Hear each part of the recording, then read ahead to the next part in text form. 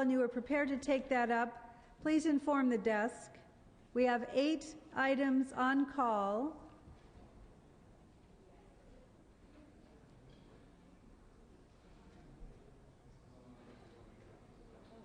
Several of them are on call because members were off the floor in committee hearings, so members have now returned. So we will begin taking up items that need just a few votes to lift these calls,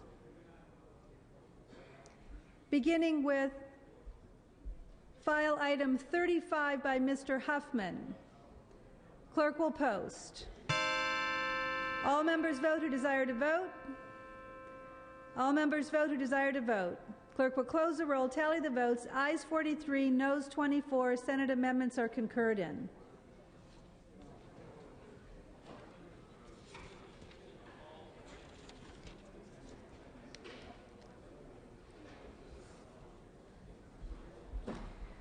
We'll go next to file item 7, presented by Assemblymember Carter. Clerk will post. All members vote who desire to vote. All members vote who desire to vote. Clerk will close the roll, tally the votes. Ayes 44, noes 22. Senate amendments are concurred in. We'll go next to file item 37 by Ms. Hayashi, AB 1386. Clerk will post. All members vote who desire to vote. All members vote who desire to vote. Clerk will close the roll, tally the votes. Ayes 44, noes 25. Senate amendments are concurred in.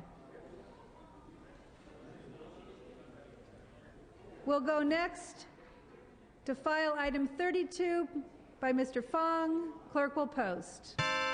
All members vote who desire to vote. All members vote who desire to vote. Clerk will close the roll, tally the votes. Ayes 52, noes 23. Senate amendments are concurred in.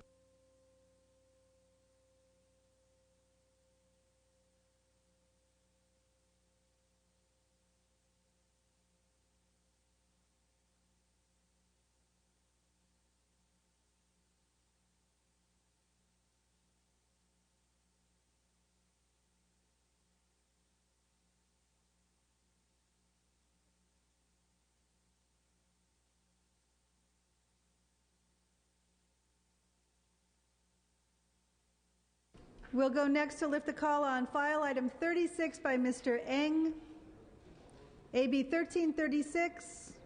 Clerk will post. All members vote who desire to vote. All members vote who desire to vote.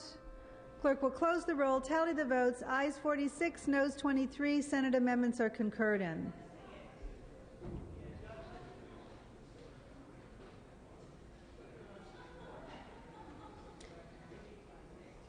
We'll go now to file item 9 by Mr. Torlakson, AB 267. Clerk will post. All members vote who desire to vote. All members vote who desire to vote. Clerk will close the roll, tally the votes. Ayes 43, noes 24. Senate amendments are concurred in.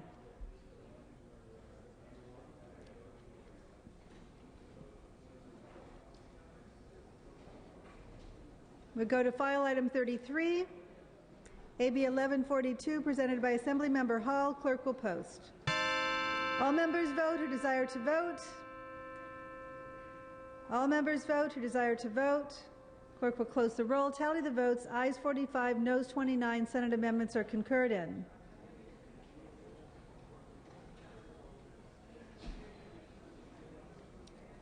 Go to file item 47, AB 1580 by Mr. Calderon. Clerk will post. All members vote who desire to vote.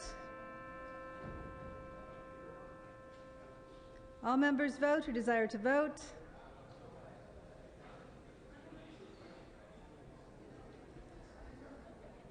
All members vote who desire to vote.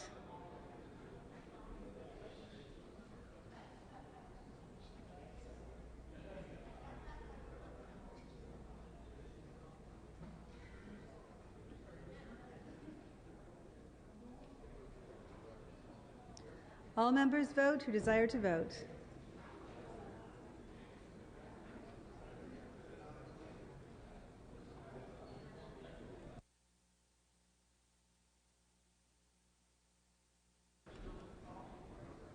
All members vote who desire to vote.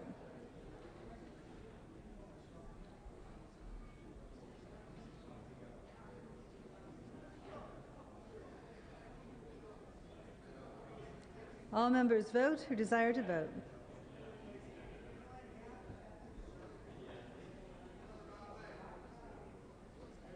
Mr. Calderon moves a call.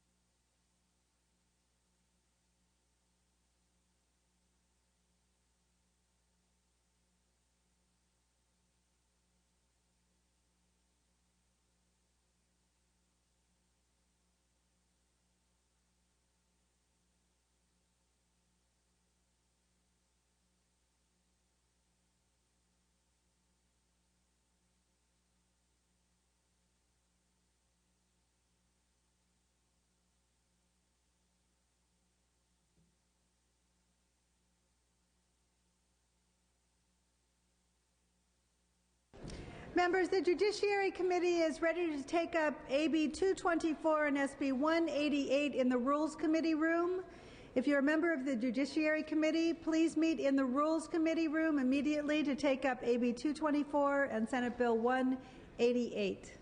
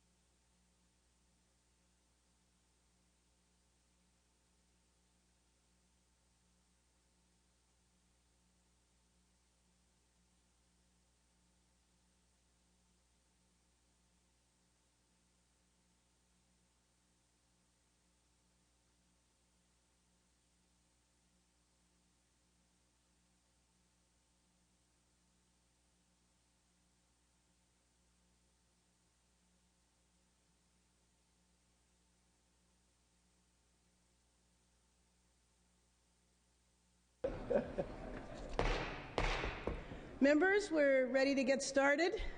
We have a lot of work before us, so please take your seats. Let me call everyone's attention that former Assemblymember John Laird is visiting us. And I'm sure he has a joke for us. We miss his zingers. Members, let me also call your attention. I have a very important announcement to make. We are now joined by the newest member of the California State Legislature, Assemblymember Steve Bradford. I'd like to ask you to all join in welcoming him.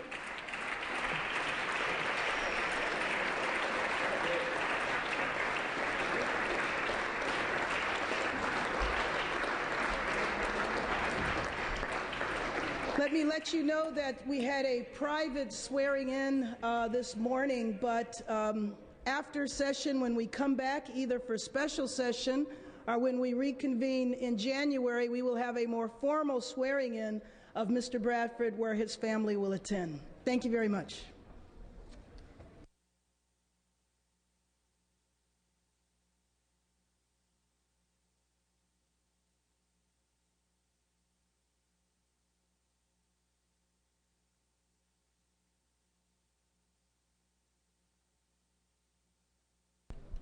All right, members, if we can focus our attention to the rear, Mr. Bloomingfield has some special guests that he would like to introduce. Mr. Bloomingfield at the speaker's desk. Mr. Bloomingfield. Thank you. I want to announce I have an intern who's leaving. She's done a bang-up job.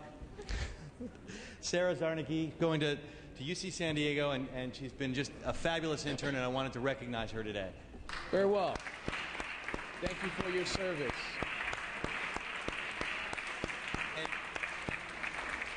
And while I have your attention, I also want to make one other announcement. In my office, my scheduler recently had a baby, and a wonderful baby named Melina Villarus Ebert, and the father of the baby happens to be our assistant chief clerk, Brian Ebert. So we have a double whammy where my staffer and the chief clerk have a wonderful, beautiful baby girl. I'm really proud of him. Thank you. Thank you.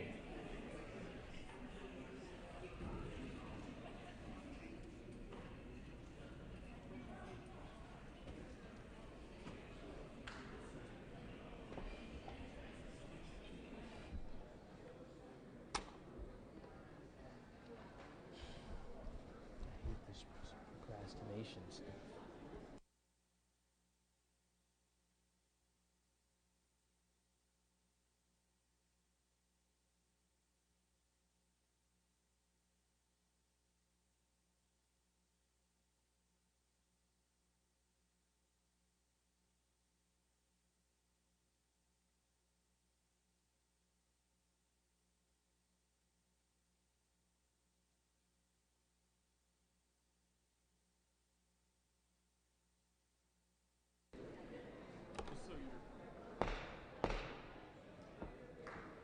Members, Mr. Chirico, for what purpose? Way of announcement, Mr. Speaker. Without Revenue objection. and Taxation Committee to meet in the Rules Committee room immediately for a very short meeting. Revenue and Tax in the Rules Committee room immediately. Reverend Tax Committee is meeting in the Rules Committee room for a very short meeting. Reverend Tax in the Rules Committee room.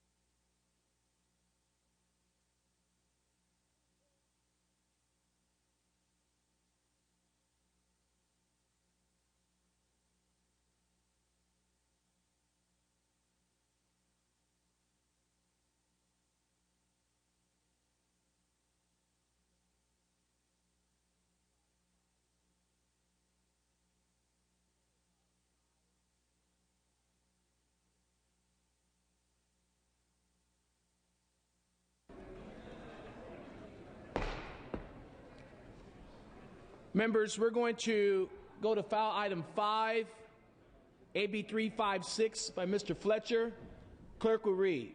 Assembly Bill 356 by Assemblymember Fletcher, an act relating to radiologic technology. Mr. Fletcher. Thank you, Mr. Speaker. Members, AB 356 is back for concurrence. We had minor technical amendments in the Senate. The bill basically allows a physician assistance under the direction of a doctor or physician to perform potential life-saving radiological procedures. It has no opposition, has received broad bipartisan support, and I would appreciate it. Respectfully request an aye vote. Seeing and hearing no debate, clerk will open the roll. All those voters desire to vote. All those voters desire to vote. All those voters desire to vote. All those vote who desire to vote.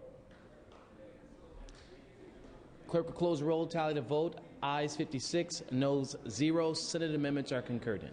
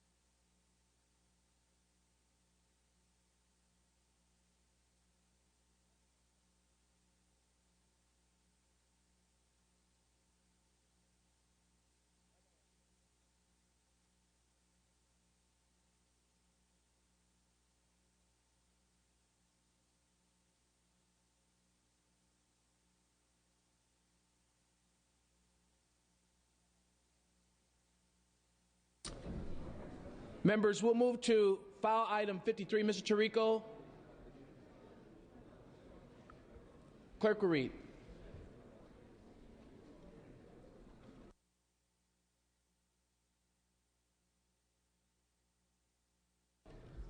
Jerome Horton, Board of Equalization, 4th District. Members, can we have your attention? Members, can the members please take their seats?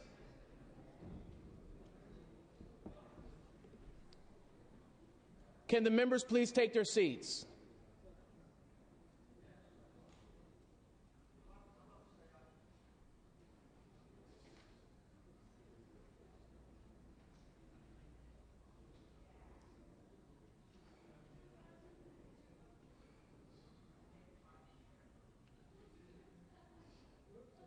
One second, Mr. Tirico. Mr. Fletcher, all the members please take your seats.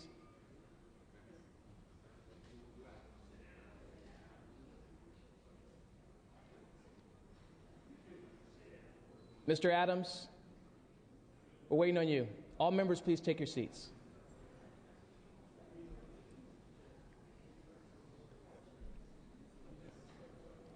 Mr. Tirico, you may begin. Thank you, Mr. Speaker.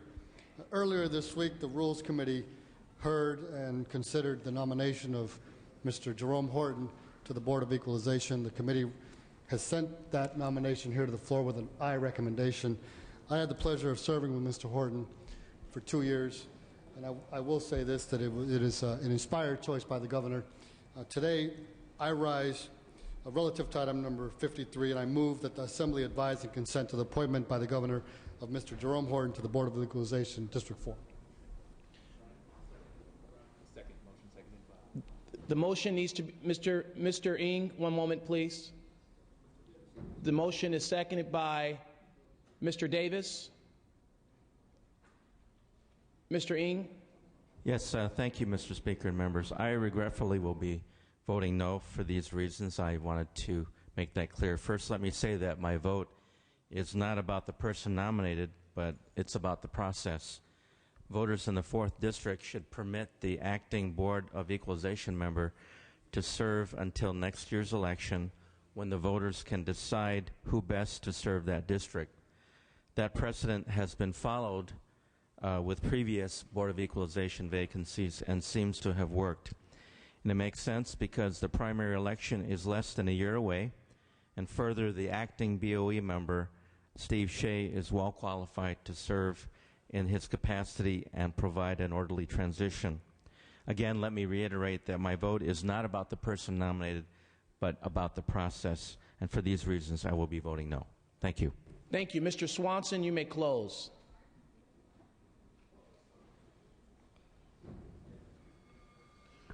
Mr. Speaker and members, it is with great honor and privilege for me to stand here to support the nomination of former Assemblymember Jerome Horton.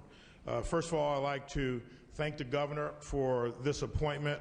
I think that in our very diverse and dynamic state, the governor made an outstanding appointment of someone of tremendous experience, and also someone who has had a history of a balanced approach and would, I think, be an asset to the BOE. Let me say that this is also a historic appointment in that it's been 26 years since California has had an African American serve in a constitutional officer's position. We've only had 2 in the history of our state, and so I compliment the governor for that statement of diversity. Jerome Horton has 21 years of BOE experience as an auditor, supervisor, tax law instructor, business tax advisor, and legislative director. He served under both Democratic and Republican board members.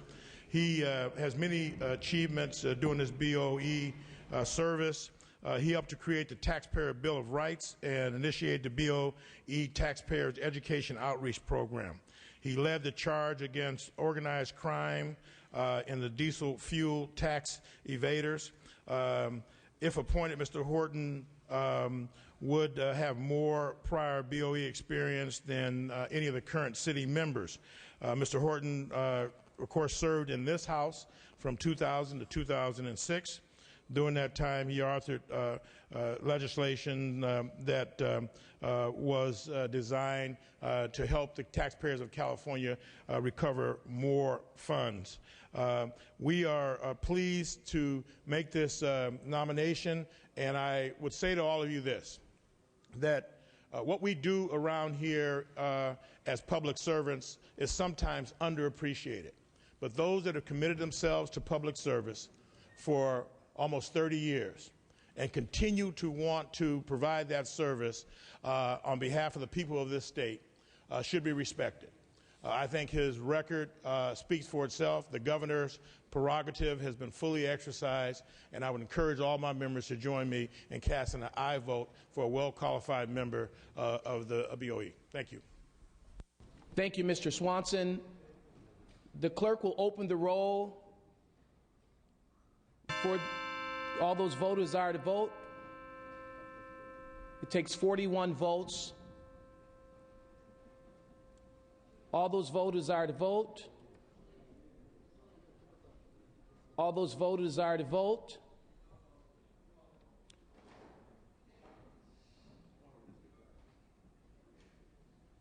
All those vote who desire to vote.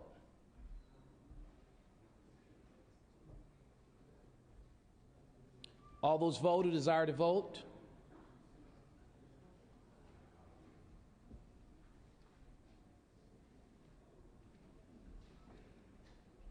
All those vote who desire to vote. Clerk will close the roll, tally the votes. Ayes 64, noes 1 on the appointment and for the appointment in favor of Assemblymember Jerome Horton to the Board of Equalization, District 4. Mr. Horton is in the rear of the chambers. Please welcome Mr. Horton and the Assembly Speaker Karen Bass.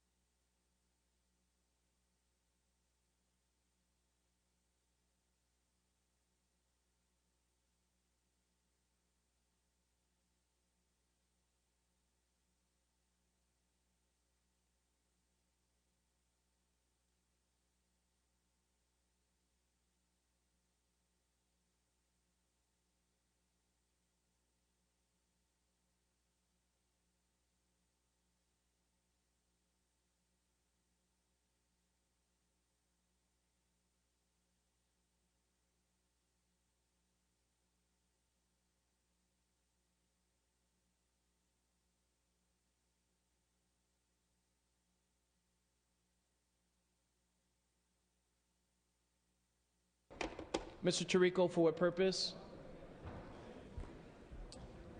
Appropriations Committee will be meeting in the Rules Committee room in 5 minutes. Appropriations in the Rules Committee room.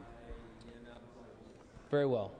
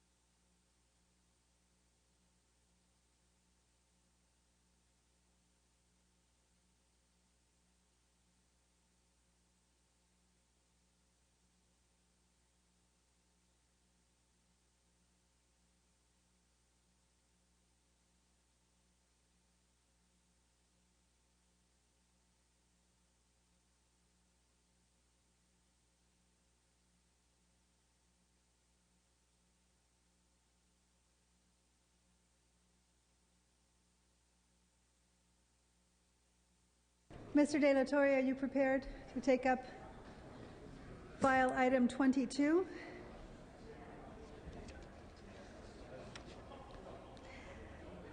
Just one moment here. Members, Mr. De La Torre is prepared to take up file item 22. If members could please return to the chamber, return to their desks. We will get started on this. Clerk will read. Assembly Bill 2 by Assemblymember De La Torre, an act relating to health care coverage. You may open, Mr. De La Torre. Thank you, Madam Speaker and members. Assembly Bill 2 will stop the health insurers' unscrupulous practice of dumping sick patients after their policy has been approved. This legislation will ensure that health plans and insurers do not act as judge and jury whenever they want to rescind a policy. Specifically, the bill requires health plans to go through an independent external medical review process before rescinding or canceling policies. It offers consumers the ability to opt out and sets clear standards for medical underwriting for health plans prior to issuing individual health care contracts. AB 2 also requires that the DMHC and Department of Insurance jointly establish standard information and health history questions to be used on application forms. This bill only applies in the individual market and not the group market. In the Senate, we took 2 amendments to direct the fines resulting from unlawful rescissions go to the Major Risk Medical Insurance Program, which insures the uninsurable, and it removes the requirement that dental-only plans have to underwrite. The reason for this is that dental-only plans do not underwrite or rescind. They provide limited insurance for dental procedures. I also want to point out to my colleagues that New Mexico has a similar law that limits rescissions to policyholders who willfully or fraudulently made misstatements regarding pre-existing conditions, and Connecticut also prohibits post-claims underwriting by insurance companies. Last night, colleagues, President Obama spoke about the need for health reform. He, in his speech, highlighted 3 things that needed to be focused on in any health reform. 2 of the 3 items were rescissions. He talked about Americans who lost their insurance because of pre-existing conditions that were unlawfully done. Also last year, Governor Schwarzenegger, in his State of the State speech, spoke about Todd in San Diego, who lost his insurance due to an unlawful rescission. He said at the end that we were going to take action so that what happened to Todd would not happen to any other Californian. Colleagues, this legislation is that action. This legislation allows us to take a stand so that people who have insurance will be able to keep it. It is the right kind of health reform for today. I also want to say to my colleagues who've been paying attention to the debate in Washington, D.C. and throughout this country, that the death panels are alive and well. The death panels exist at insurance companies today because these panels, these groups of these employees at insurance companies are deciding whether people have health insurance or not. Health insurance that they've paid for, health insurance that they have maintained for years and years, and when they get sick, these panels dump them by finding illegitimate pre-existing conditions that have nothing to do with the condition that triggers the rescission. Colleagues, this bill will kill the death panels. This bill will eliminate the death panels in the insurance industry. This bill will protect people in the individual market, small business owners, sole proprietors who have health insurance and want to keep it. I urge your aye vote. Mr. Gaines. Thank you, Madam Speaker and members. I rise in opposition to this bill with due respect to my colleague.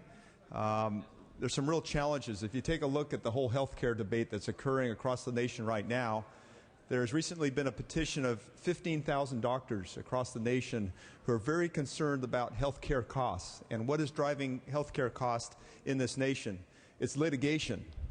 And they're very concerned that over-testing that is occurring in our medical system to try to prevent litigation from occurring is driving up health care costs and preventing their ability to provide good health care to citizens across the nation.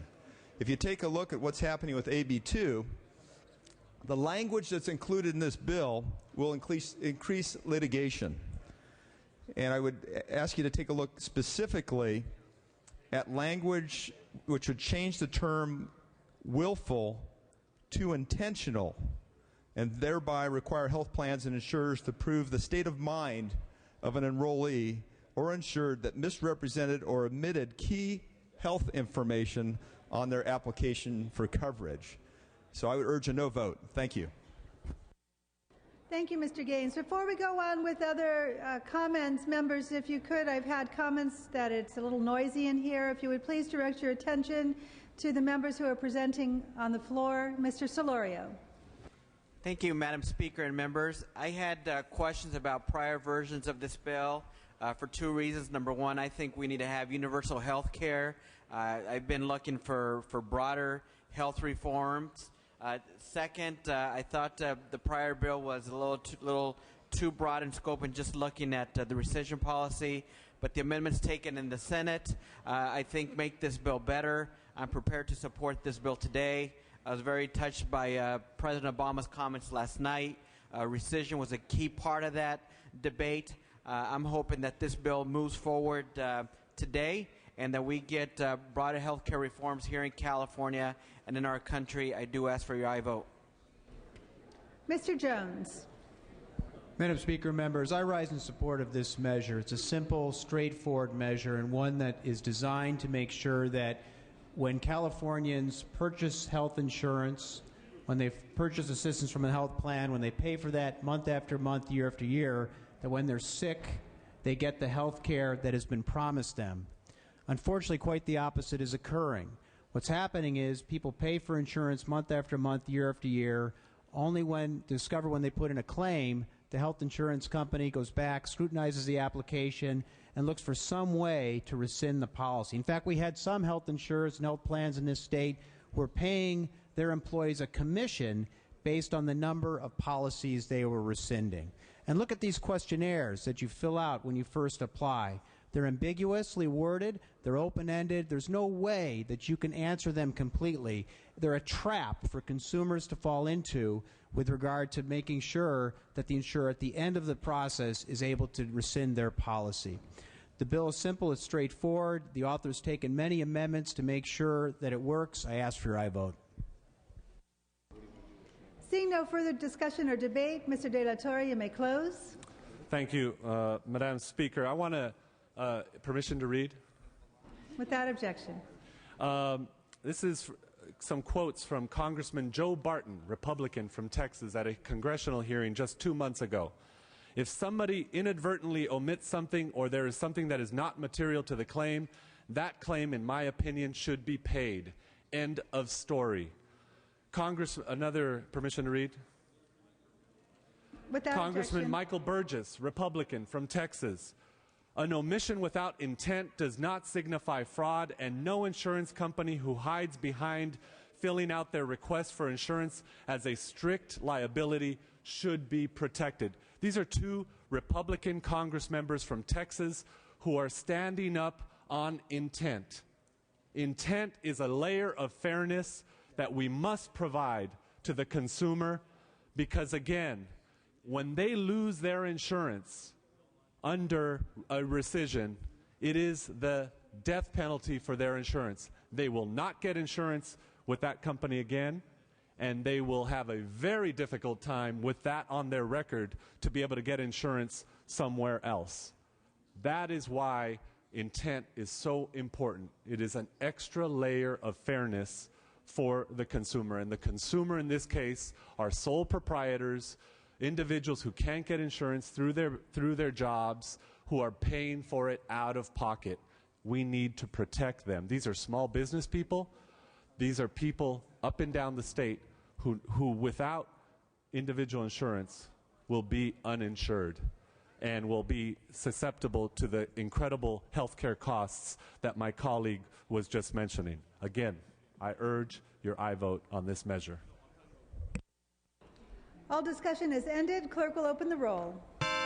All members vote who desire to vote. All members vote who desire to vote.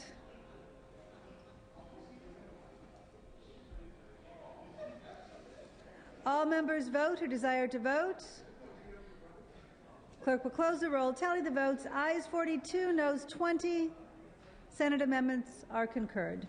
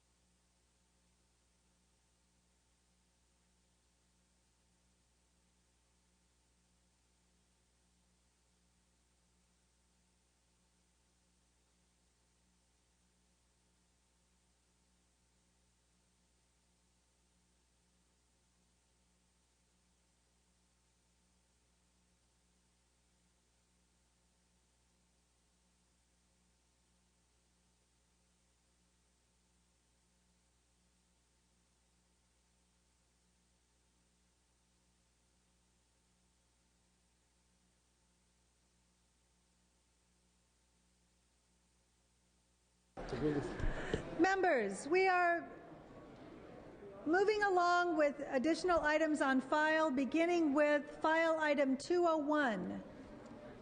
There is a supplemental floor alert that is being distributed. It will be at your desk momentarily. So we will begin with file item 201. Mr. Manuel Perez, clerk will read. Assembly Bill 3 by Assemblymember V. Manuel Perez, an act relating to workforce development.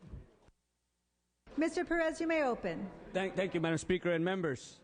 AB 3 will create the Renewable Energy Workforce Readiness Initiative to ensure career training and job placement within the renewable energy industry and the green-collar economy. This bill received bipartisan support in both houses. Amendments taken in the Senate clarify that no general fund dollars will be used for the purpose of this bill, and rather the dollars are coming from the American Recovery and Reinvestment Act. AB 3 continues to have no known opposition, and I ask for your aye vote and concurrence. Mr. Valines. Thank you, Madam Speaker. I'm sure this is a well-intentioned bill. I could be the only person, but I don't know that I have the file for it or the bill or an analysis. So I'm just, has it been passed out? Is it on the floor? These are being distributed. The sergeants are on their way to the desk to make sure that each member has a copy of a supplemental daily file. The analysis Thank you. is on your desktops. You're very welcome.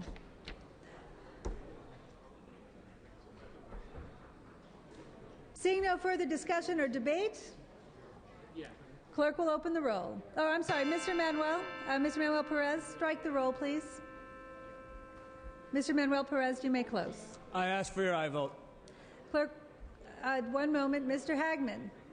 Thank you, Madam Speaker. Just to clarify for the Republican caucus, our supplementals start with 301. So our 301 is their 201, and hopefully be on the same page now.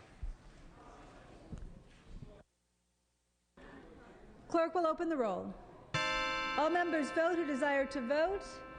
All members vote who desire to vote.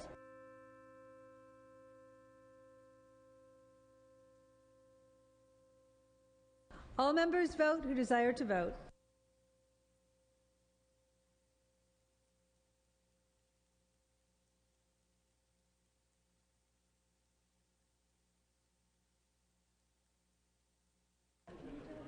Clerk will close the roll, tally the votes. Ayes 43, noes 20. Senate amendments are concurred.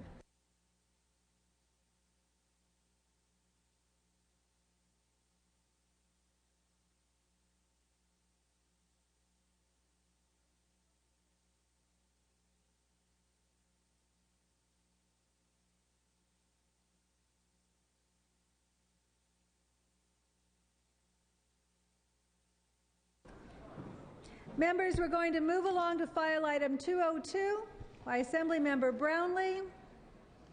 Clerk will read. Assembly Bill 8 by Assemblymember Brownlee and others, an act relating to education finance. You may open, Ms. Brownlee. Thank you, Madam Speaker and members. AB 8 will make final recommendations to reform our very complex and confusing education finance system to bring transparency, better accountability, and a common understanding of how our state's educational dollars are spent. The amendments taken in the Senate were technical and clarifying, and I ask for your aye vote. Seeing no discussion or debate, clerk will open the roll. All members vote who desire to vote. All members vote who desire to vote. All members vote who desire to vote. Clerk will close the roll. Tally the votes. Ayes 64, noes 0. We'll continue with Ms. Evans, file item 203. Clerk will read. Assembly Bill 82 by Assemblymember Evans and others, an act related to dependent children. You may open, Ms. Evans. Thank you, Madam Speaker. Members, I'm very pleased to present this bill on concurrence. It's a modest little bill that does a whole lot for foster kids. It's one that this is now my 5th year that I've been working on it. Senate amendments establish a the bill itself establishes a pilot project in 3 counties implementing specific rules with respect to children in dependency proceedings and how they can be prescribed psychotropic drugs. Senate amendments remove certain selection criteria for the pilot counties and amend the reporting requirements in the bill. The bill is supported on both sides, and I ask for your aye vote and concurrence. Seeing no discussion or debate, clerk will open the roll. All members vote who desire to vote. All members vote who desire to vote. Clerk will close the roll. Tally the votes. Ayes 68, noes 0. There's concurrence in Senate amendments. We'll move on to file item 204. Mr. De La Torre, clerk will read. Assembly Bill 98 by Assemblymember De La Torre, an act relating to health care coverage. You may open, Mr. De La Torre. Thank you, Madam Speaker and members. AB 98 will require all individual and group health insurance policies regulated under the Department of Insurance to cover maternity services. This legislation will close a loophole exploited by health insurance companies in order to sell cheap coverage. To be clear, if you get insurance through your employer, maternity services is covered under federal law. If you get insurance through an HMO, maternity services are covered under state law. But if you get insurance through as an individual policy, you do not have to have maternity services. So, a lot of people will argue that, well, why should men pay for maternity services? Why should women who are not of childbearing age pay for maternity services?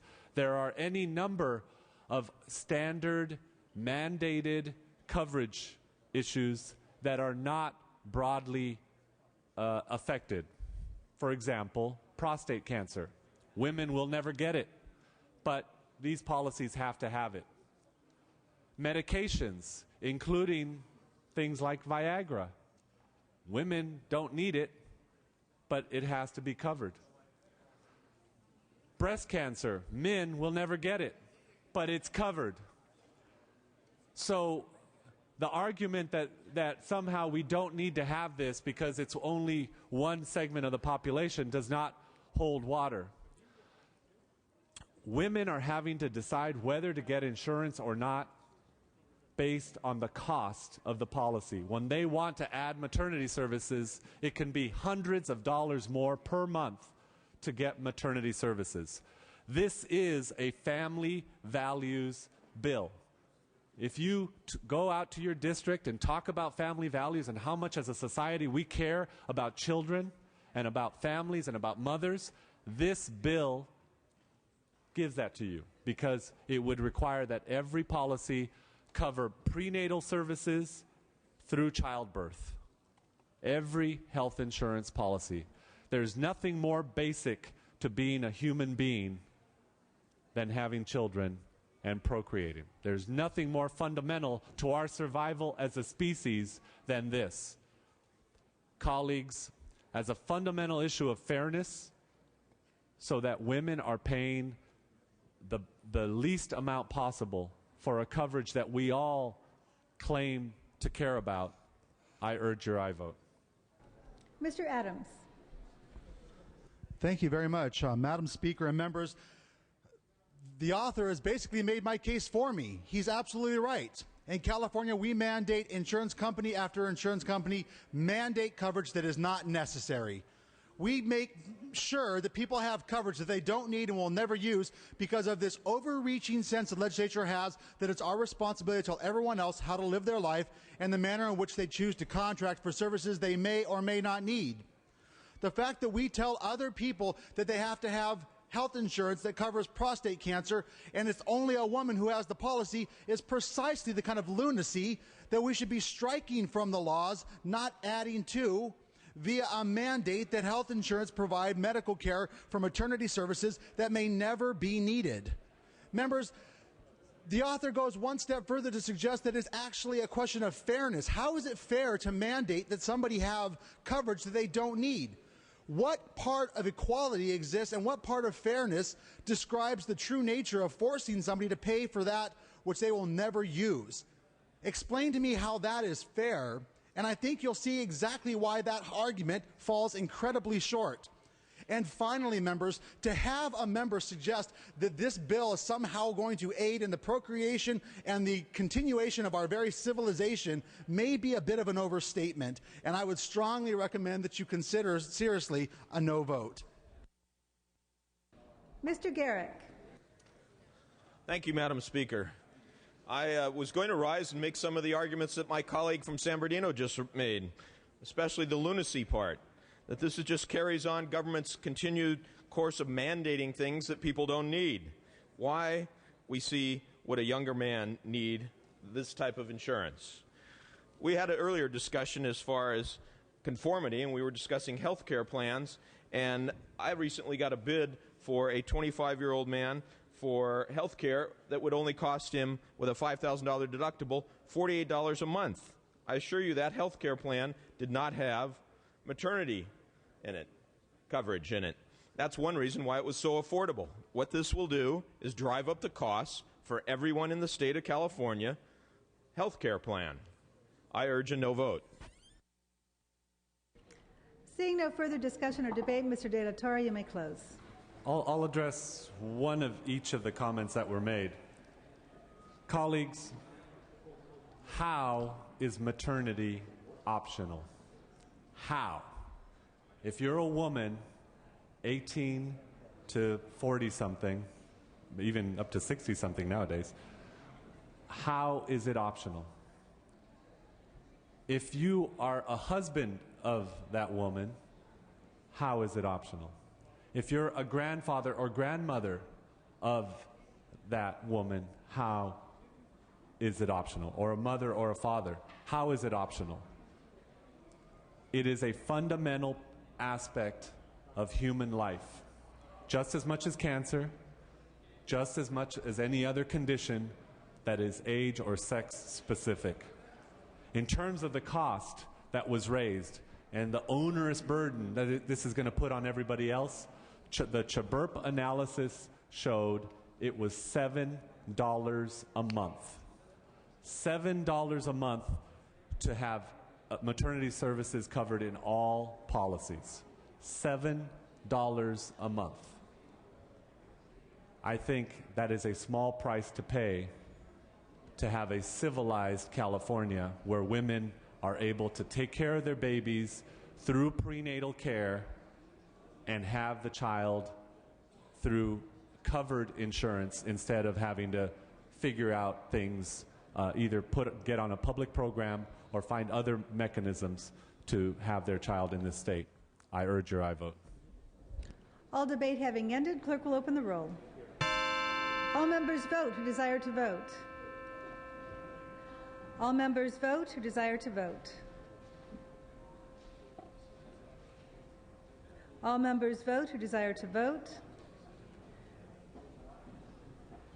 Clerk will close the roll. Tally the votes. Ayes 44, noes 23. Concurrence. Senate amendments are concurred in.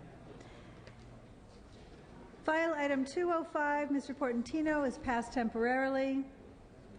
File item 206 by Mr. Bell is next. Clerk will read. Assembly Bill 407 by Assemblymember Bell and others, an act relating to continuing care retirement communities. You may open, Mr. Bell. Thank you, Madam Speaker. Members, AB 407 will regulate the permanent closures of continuing care retirement communities and protect elderly residents from medical and financial harm. The Senate amendments are technical changes correcting drafting errors, and this bill received no votes in either House and has no opposition. And I thank you and ask for your aye vote. Seeing no discussion or debate, clerk will open the roll. All members vote who desire to vote. All members vote who desire to vote. Clerk will close the roll, tally the votes. Ayes 64, no 0. Senate amendments are concurred. File item 207 is passed temporarily. File item 208 is passed temporarily. We go to Mr. Liu, file item 209. Clerk will read. Assembly Bill 568 by Assemblymember Liu, an act relating to counterfeit goods. You may open, Mr. Liu. Thank you, Madam Speaker and members.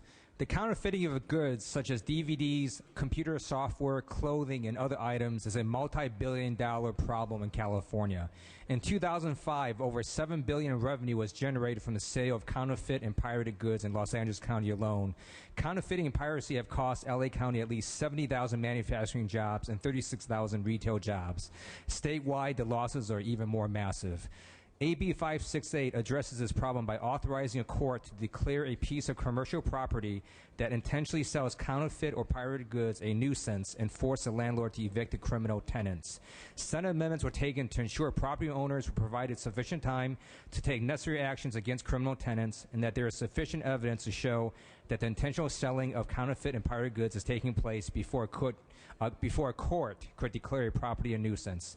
This bill is sponsored by the LA County District Attorney's Office and supported by the City of LA, the County of LA, the LA Chamber of Commerce, the Recording Industry of America, the Motion Picture Association of America, PORAC, and AFSCME, among others. Respectfully request an aye vote. Seeing no discussion, clerk will open the roll. All members vote who desire to vote. All members vote who desire to vote. The clerk will close the roll, tally the votes. Ayes 66, noes 0. Senate amendments are concurred. We'll go back to file item 205 by Mr. Portantino. Clerk will read. Assembly Bill 274 by Assemblymember Portantino, an act relating to solid waste. You may open, Mr. Portantino. Thank you, Madam Speaker and members. California has hundreds of solid waste landfills that will require long-term care and maintenance for as long as 50 years or more. Despite pending new financial assurance regulations, it appears that some landfill operators will still not have adequate resources to fulfill all of their legal obligations for long-term maintenance and corrective action. It is estimated that these costs could exceed $100 million. Senate amendments address this issue by authorizing the establishment of a solid waste post-closure and corrective action trust fund that will ensure neither local government nor state general fund resources will need to be tapped to clean up old landfills. This bill is supported by many of the landfill operators. It is voluntary and it represents a critical safety net to ensure that operators, not the public, will be responsible for the long-term care of solid waste landfills. The bill received bipartisan support in the Senate, and I respectfully ask for an aye vote. Seeing no discussion, clerk will open the roll. All members vote who desire to vote. All members vote who desire to vote.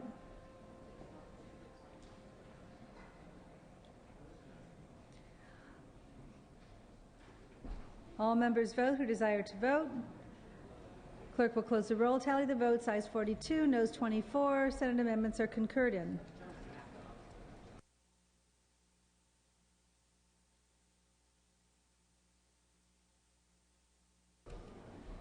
Members, we'll move to file item 211 by Mr. Jones. Clerk will read. Assembly Bill 636 by Assemblymember Jones and others, an act relating to charter party carriers. You may open, Mr. Jones. Madam Speaker, members, this bill arose out of a tragic incident that killed 11 of my constituents. A rogue charter bus company operating a bus that was not properly licensed to operate on the roads of California and not driven by a bus driver who was licensed to drive in California had a terrible, tragic crash killing 11 people. The bill is back for concurrence and Senate amendments. The bill is supported by the Charter Bus Association. The amendments reflect input from the California Highway Patrol, the Public Utilities Commission, and the DMV. In April, this bill passed by a vote of 73-0, enjoying strong bipartisan support. There's no opposition in the file, and the bill is supported by the charter bus industry. I ask for your aye vote. Seeing no debate or discussion, clerk will open the roll. All members vote who desire to vote. All members vote who desire to vote.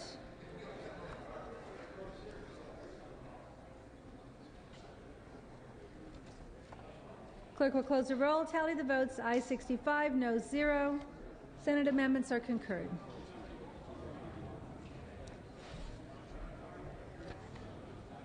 That takes us to file item 213 by Mr. Eng. Clerk will read.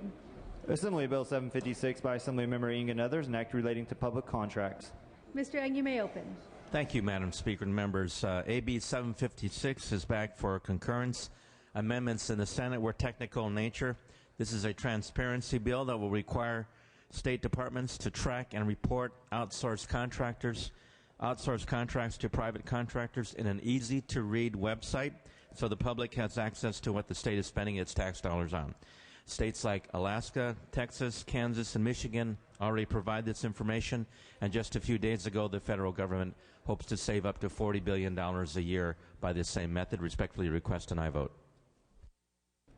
Seeing no discussion, clerk will open the roll. All members vote who desire to vote. All members vote who desire to vote.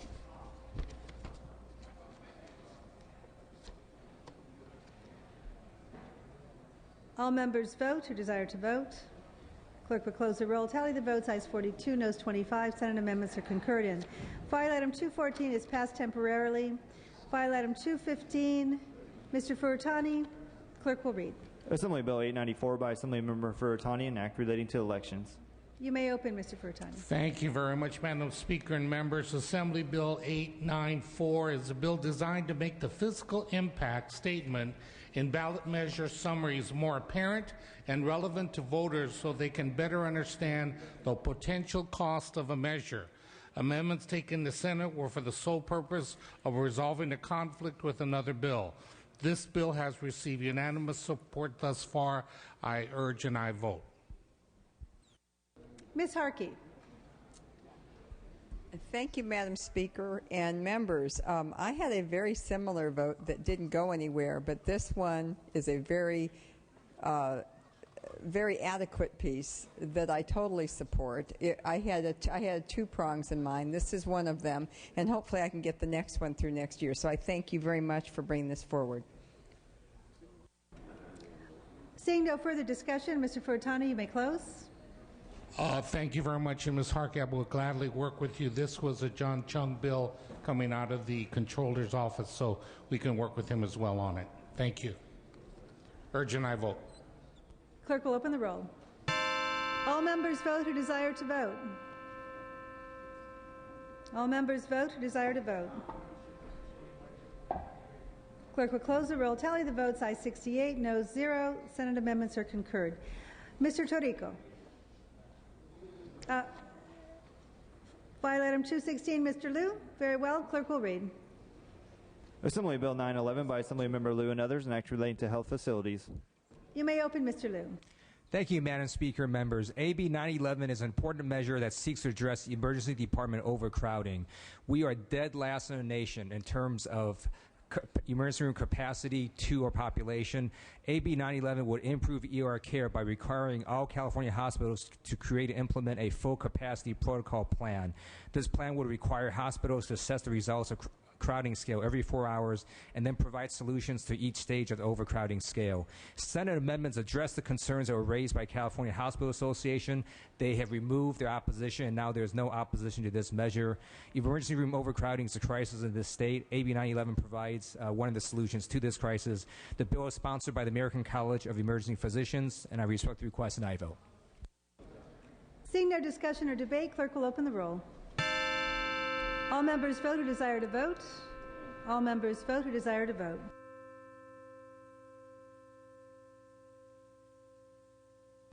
All members vote who desire to vote. Clerk will close the roll. Tally the votes. Ayes 65, no 0. Senate amendments are concurred in. We'll move ahead to file item 223, also by Mr. Liu.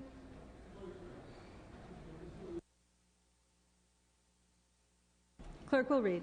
Assembly Bill 1512 by Assemblymember Liu, an act relating to food and drug safety. You may open, Mr. Liu. Thank you, Madam Speaker and members. At various retail pharmacies throughout California, products such as over-the-counter medicines, baby food, and baby formula are being sold beyond their expiration dates. AB 1512 builds upon federal regulations which require an expiration or use-by date to be placed on infant formula, baby food, or drugs by prohibiting a retailer from selling these products after their expiration dates. Senate amendment simply defined terms used in the measure, added intent language regarding public awareness, and added Assemblywoman Skinner as a co-author. Respectfully request an aye vote. Seeing no discussion or debate, clerk will open the roll. All members vote who desire to vote. All members vote who desire to vote.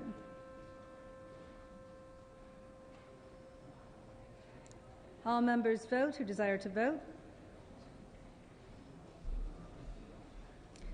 Clerk will close the roll, tally the votes, ayes 43, noes 26. Senate amendments are concurred in. Mr. Torrico. Thank you, Madam Speaker. If we could return to motions and resolutions, please. Without objection. Hereby request unanimous consent to allow the Rules Committee to meet immediately in the Rules Committee room to hear SB 483 and to waive the founders requirements. Without objection.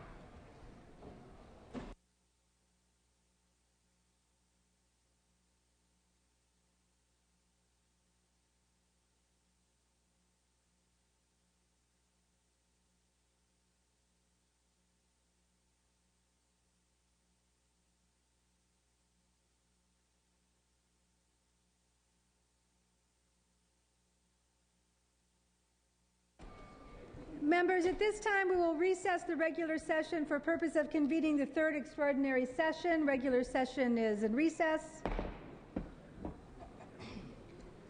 We will substitute the prayer, pledge, and other opening procedures if in the regular session for those required for the third extraordinary session.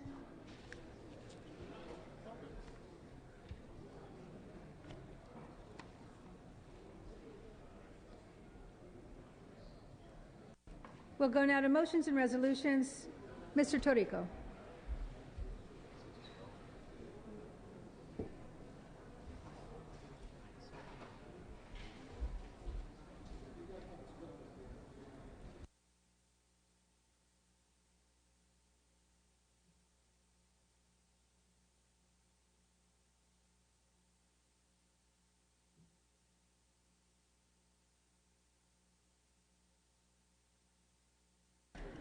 Before we go to motions and resolutions, we'll do second reading and for third extraordinary session.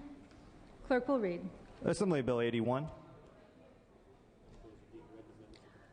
All bills are deemed read, amendments deemed adopted. Any committee reports will also be deemed adopted. Now we go to Mr. Torrico.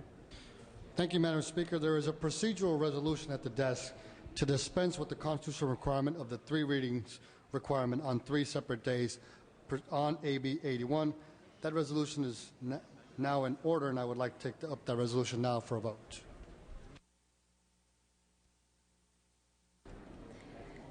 That resolution is in order. The resolution is at the desk. So, members, we can dispense with the 3 readings on 3 separate days. We can take care of that. Mr. Hagman? Thank you, Madam Speaker. I'm under the impression that even though the caucus does not have a formal position on this bill, we would request a roll call vote. So, members, in order to dispense with the 3rd day readings, we do need a roll call vote for the motion that Mr. Torrico has presented. And this requires 54 votes. Clerk will open the roll. All members vote who desire to vote. All members vote who desire to vote.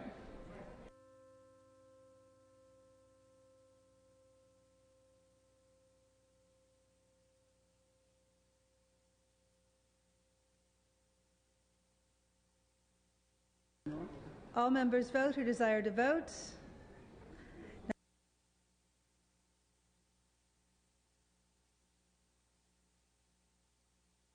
All members vote who desire to vote.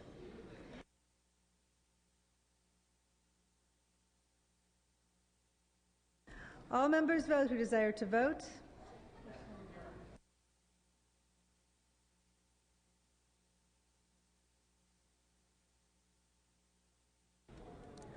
All members vote who desire to vote.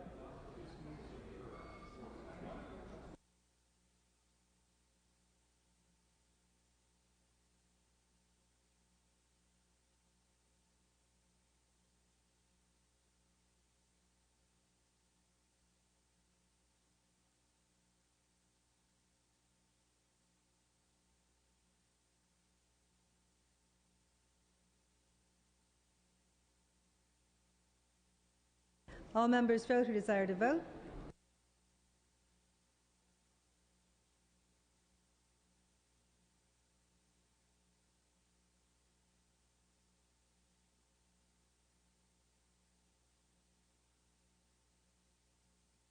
All members vote who desire to vote.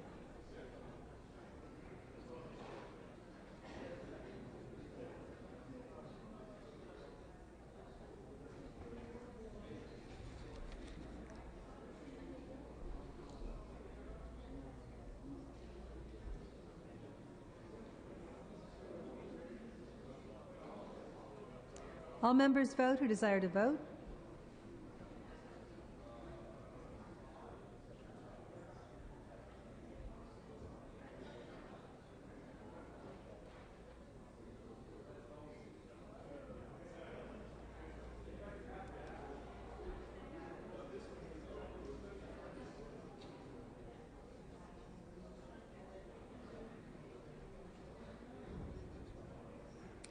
All members vote who desire to vote.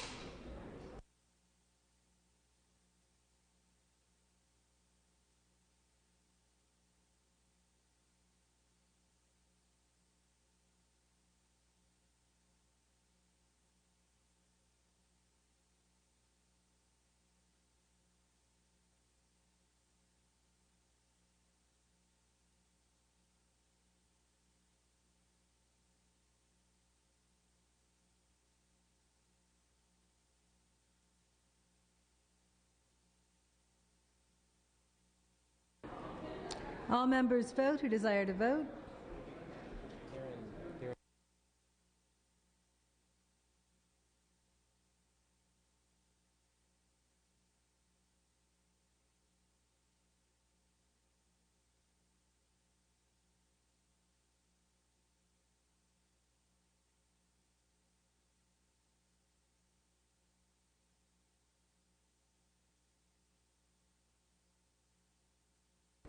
All members vote who desire to vote.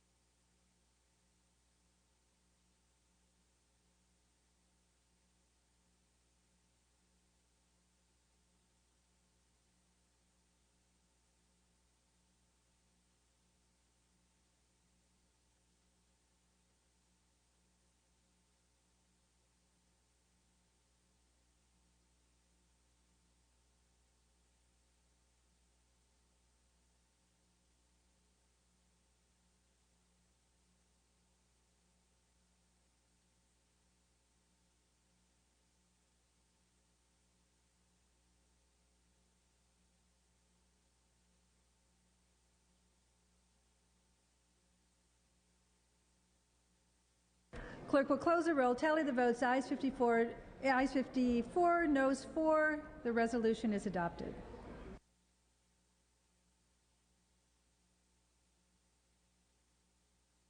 So, members, we have agreed now, we have voted to adopt the resolution at the desk to dispense with the 3 readings on 3 separate days.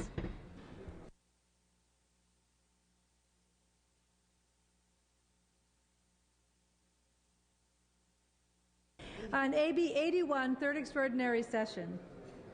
Clerk will read.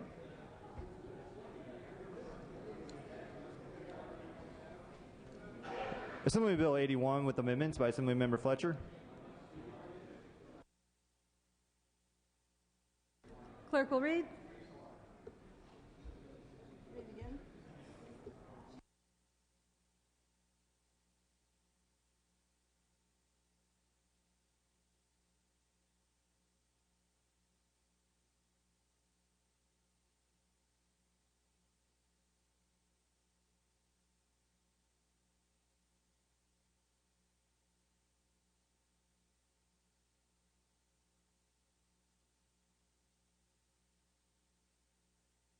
All right, members, that we are ready for the third reading for AB 81, third extraordinary session. Clerk will read. Assembly Bill 81, an act relating by Assemblymember Hall, an act relating to land use. And Mr. Hall, before you present, Mr. Hall, there are amendments at the desk. They are in order. They're presented by Mr. Fletcher. So we'll actually now have the clerk read the amendments.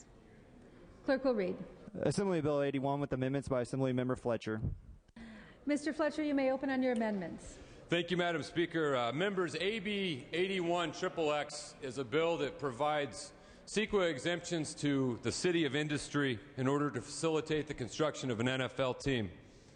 My amendments to this bill are very, very simple. Throughout the last few days, we've been told time and time again by the proponents of this legislation that it is only to attract a stadium from outside of the state of California. In fact, proponents testified in committee that if this legislation passed, it would only be used to attract a stadium from outside, a team from outside the state of California. If this is the case, and it certainly should be, given the number of times we've heard that will only be used to attract a team from outside of the state of California, then we will certainly adopt amendments which simply state that if this stadium is constructed with all of the exemptions provided, that it will only be used to attract a team from outside the state of California. The legislature should take action to create jobs. It should take action to bring business to California. But you don't add jobs by dividing them. You don't add jobs to one city by taking them from another. And by adopting these simple amendments, I'd be pleased to join my colleagues in the effort to help attract more jobs and more sports and entertainment to the state of California. I'd respectfully request your support for these amendments. Mr. Torrico. Respectfully move to lay the amendments on the table. Do we have a second? Mr. Krikorian seconds the motion. Members, there is a motion to table these amendments. Requires a majority of those present and voting to lay these amendments on the table. That takes precedence over the amendments themselves. Clerk will open the roll on tabling the amendments. All members vote who desire to vote. All members vote who desire to vote. Mr. Torrico is asking for an aye vote. Mr. Fletcher is asking for a no vote. All members vote who desire to vote.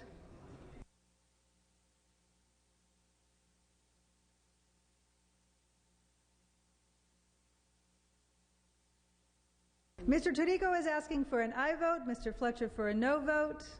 All members vote who desire to vote.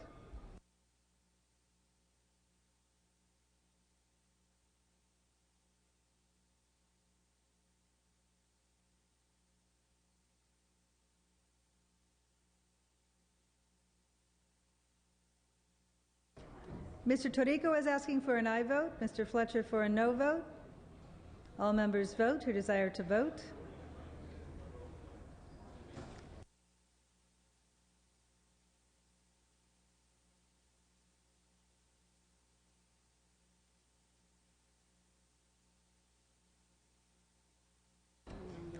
Ayes are 29, noes are 22. The motion to table the amendment passes. We return now to Mr. Hall. The clerk has read the bill in chief. Mr. Hall, you may open on the bill. Thank you. Madam Speaker and members, AB 81 Third Extraordinary is an important tool to facilitate the development of the first green NFL stadium in the United States, along with restaurants, retail, office space, and a medical center. Members, this equates to about 18,000 jobs. Members, this equates to about 18,000 jobs, 6,700 of which will be permanent new jobs for the region. This project will generate over $762 million in economic output and over $320 million in salary every year for the Los Angeles County. It will give $40 million a year to the California General Fund. I want you to hear me. In 2004, a $4.8 million industrial park project in the City of Industry was certified for development. 4 years later, the project size was cut in half and made into the world's first green stadium, a LEED certified building that has 71,000 fewer weekly vehicle trips than the old project. A fraction of the diesel trip utilized sustainable materials, the natural landscape to reduce energy use, and is a transit-oriented development to further reduce vehicle miles traveled. This new project went through another EIR, which culminated in massive amount of mitigation for surrounding communities, including $60 million in mitigation for the most impacted community, a community which has 83% of traffic impact. The new project has nearly $800 million more in economic impacts than the older project. All of this without one dime of public investment. Members, what needs to be made clear is when this project was initially approved in 2004, it went through the CEQA process and not one single person opposed it. The entire EIR was approved and certified. Then in 2008, the plan was reduced and went through yet another CEQA. Again, another EIR was done. This new project was sued on the last day legally possible by one city. And this one city has only 8% environmental impact. A city which refused to meet with the proponents of the project during every phase of the EIR. A city which provided no traffic studies, no environmental impact reports. This city has shown no interest in negotiating. This city would use CEQA to force a less green, less environmental, impactful project.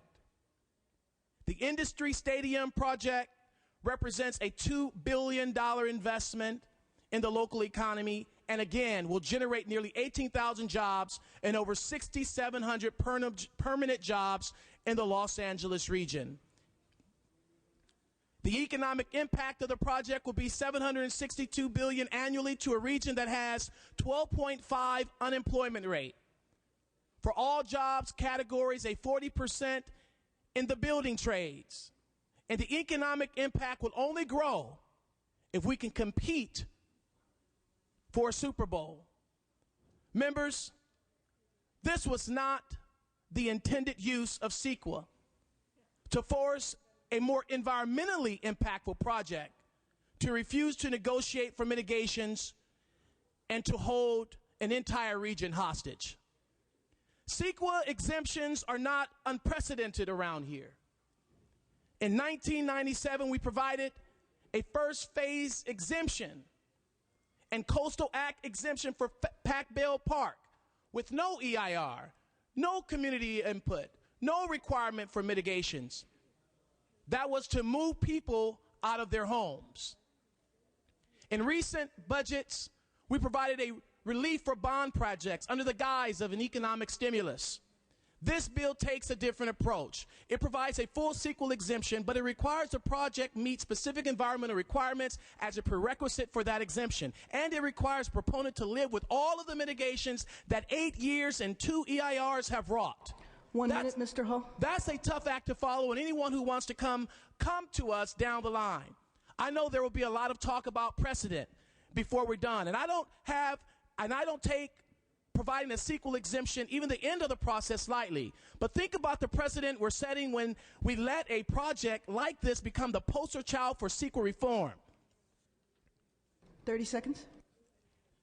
AB 81 Third Extraordinary is supported by California Labor Federation, LA County Federation of Labor, California State Council of Laborers, the California State Association of Electrical Workers, the California State Pipe Trades and Council, Los Angeles Chamber of Commerce, and Unite Here. I urge your I vote, and I urge you to support 18,000 residents in the state of California that needs to support their kids, their lifestyle, and their families. Members, I urge your I vote. Mr. Anderson? I rise in opposition, but not for the reasons that you may think. While I'm from San Diego, while I enjoy Charger games, I agree with my colleague from Compton. 8% of the people, 8% of the impact is stopping this project and enforcing another CEQA. I can tell you about subdivisions in my community that are being shut down because of CEQA. I can tell you about other what I would consider enviroterrorism, because they're using this process not in a productive manner. They're using this to stop growth. They're using it to keep people from homes, from affordable houses. They're keeping jobs and wealth and growth.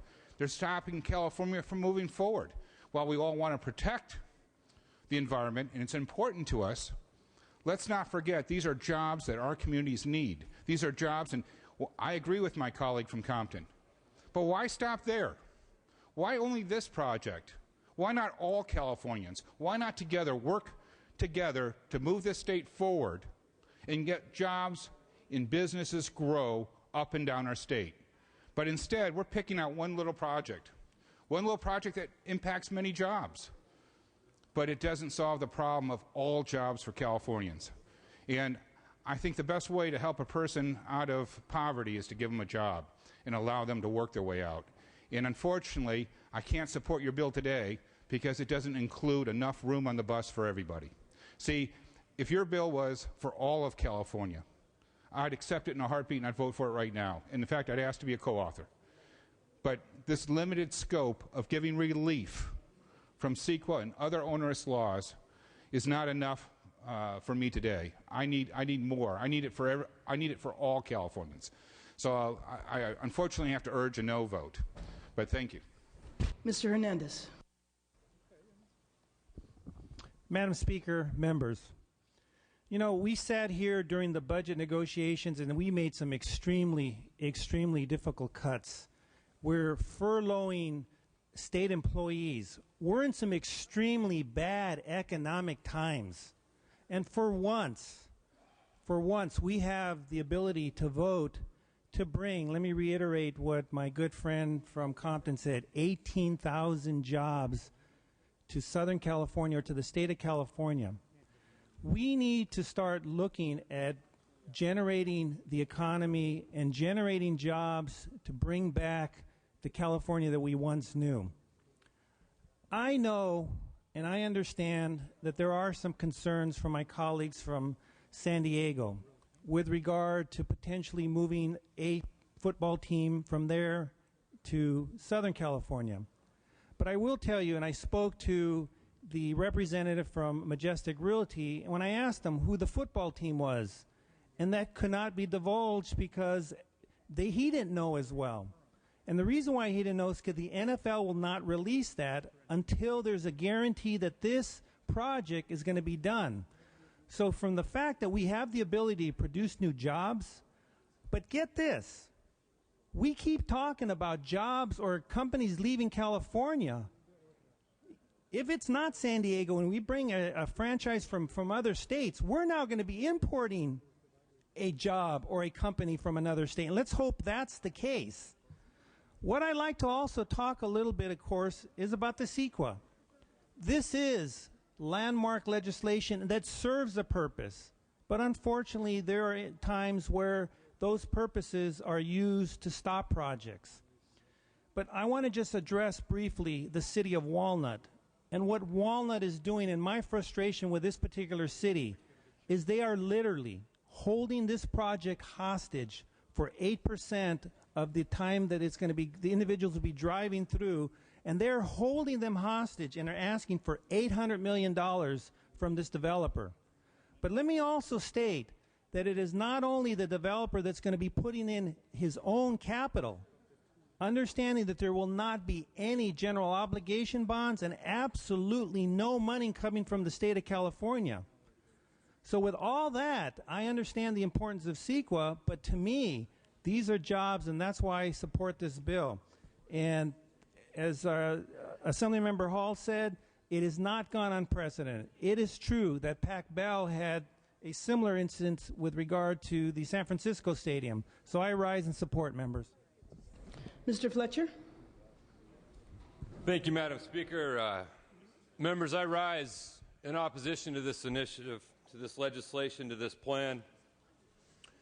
We are told that it's not about taking a team from San Diego or a team from Oakland or a team from San Francisco. We're told it's about taking a team from another state. But if that's the case, then why did we just reject amendments that simply would have stated what we've been told time and time again? I was told the NFL objected to the amendments. I asked who? The NFL is an inanimate object. Inanimate objects can't object to things. So, well, we don't know. So I tracked down the representatives for the NFL. They said they have no position on amendments. They're not opposed to it. We're told it's about job creation, and there's no doubt that it would create jobs. But my question is, if it's about job creation and record unemployment, why would we only take action to create jobs in a city of 700 people? Why would we not expand this bill to any city in California that wants to create jobs, to any city in California that wants to build a stadium or a sports complex? Maybe an area in the Central Valley would like to build something to bring sporting teams to their area from out of state. Maybe an area in Sacramento. Maybe an area in San Diego would like the same advantages from a timing standpoint and a financial standpoint to retain their existing teams. There's no doubt we need to create jobs. So my question is, if it's important enough in this time that we create jobs, why are we only creating them in one tiny city, in one large county? Because I suspect this isn't solely about jobs, or we would be doing it from a broader standpoint. I suspect it isn't solely about getting a team from out of state, or we would have accepted amendments requiring it to be out of state. Members, I suspect this is about one group in one geographic area taking advantage of a legislative process to benefit one group of people and one group of fans at the expense of the rest of the state. I'm all for job creation. I'm all for competition. I'm all for expanding our economic base. But it's not the job of this body to pick favorites. In a sports discussion, winners and losers should be decided on the field, not in the legislature. I don't believe this measure is right. I don't believe this measure is fair to the rest of California. And I request a no vote. Thank you. Mr. Davis. Madam Speaker and members of the State Assembly, this is a bill that deals with a very, very important project, not only in Los Angeles, but also throughout the state of California. We had heard from the author of the bill about the environmental encounters that have already occurred. In 2004, there was an EIR. In 2008, there was a supplemental EIR. The project has been downsized on the very same property that the original plan presented was revealed to us. There has been some question with regard to the mitigation issues, and I think herein lies an area of concern for all of us. When we look at the EIR, all of the issues that had been raised, certainly in our committee meeting yesterday, many of these issues had been addressed by the proponents of the proposal. One, a fire station there was a commitment to. The seismic requirements were addressed. Traffic mitigation was addressed. The issue and the concern of the California Highway Patrol, also water quality. And so when we look at mitigation standards, they too were addressed. There was no response or complaint from the county about any problem through due process about the mitigation. But the highlights of the project are also important. One is that this will be the first green stadium in Southern California. Additionally, we are the body, as people had said earlier, that cut several jobs a few months ago and imposed several work furloughs. But here is a project that will provide 18,000 jobs, living wage jobs. Now, we have managed the state of California, and we know the outcome and the results that we have put on the table over the last few months.